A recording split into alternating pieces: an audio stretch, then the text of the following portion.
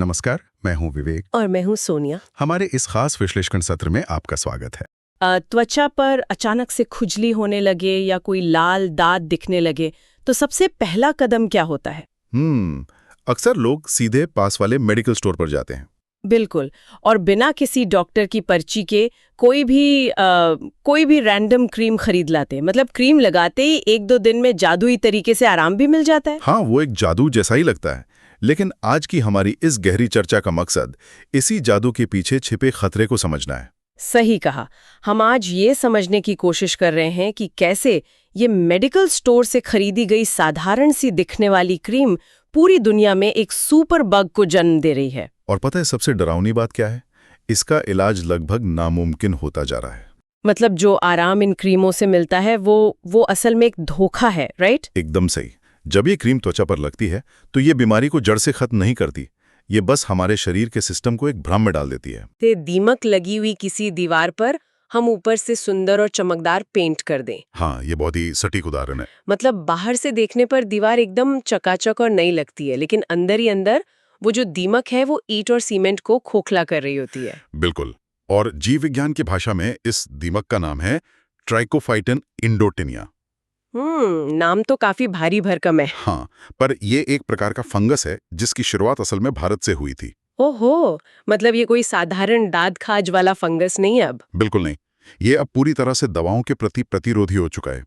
मेरा मतलब है कि ये ड्रग रेसिस्टेंट बन चुका है। तो जिन आम दवाओं से ये फंगस पहले खत्म हो जाया करते थे, अब उनका इस पर कोई असर नहीं होता? एकदम सही कहा आपने, कोई असर नहीं होता। तो अगर मैं इस बात को सही से समझ पा रही हूँ, तो जो क्रीम हम इलाज के लिए इस्तेमाल कर रहे हैं, असल में वही इस फंगस के लिए एक तरह की ट्रेनिंग का काम कर रही है। हाँ, और ये अक्सर फिक्स्ड डोज कॉम्बिनेशन या जिन्हें हम एफडीसी क्रीम कहते हैं, वो होती हैं। अच्छा, जिनमें स्टेरॉयड और एंटी फंगल और एंटीबायोटिक सब कुछ एक साथ मिला दिया जाता है? बिल्कुल। और यहीं पर विज्ञान काम करता है।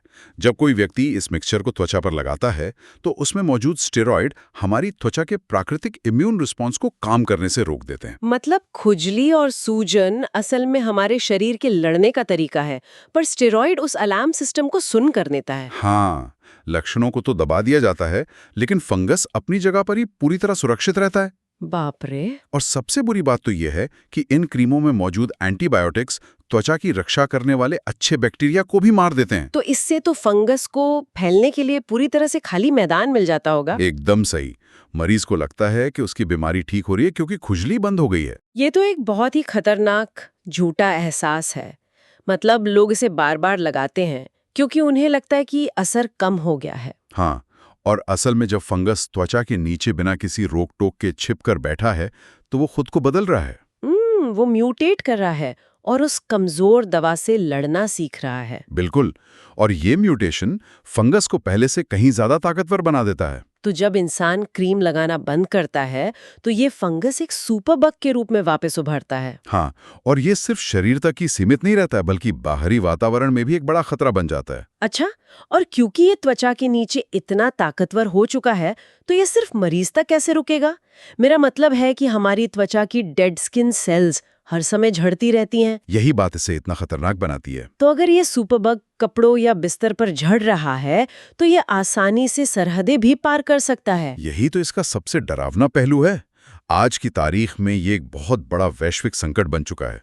क्या बात कर रहे हैं? वैश्विक संकट? हाँ, ये फंगस अब 6 महाद्वीपों के 63 देशों तक पहुंच चुका है। 63 देश? जी। ये तो बहुत बड़ा नंबर है। और सबसे हैरान करने वाली बात यह है कि इसका फैलाव उन देशों में भी हुआ है जहां से भारत के लिए कोई सीधी यात्रा या डायरेक्ट ट्रैवल लिंक तक नहीं है। यानी सीधे तौर पर इंसान से इंसान के संपर्क में आने की भी जरूरत नहीं है। बिल्कुल नहीं। ये फंगस कपड़ों पर या सामान के जरिए एक देश से दूसरे देश के वातावरण में पहुंच रहा है। हाँ, संक्रमित सतहों पर इसके स्पोर्स यानी बीजाणु कई दिनों या हफ्तों तक जिंदा रह सकते हैं, बस किसी नए व्यक्ति के छूने का इंतजार करते हुए। सही कहा।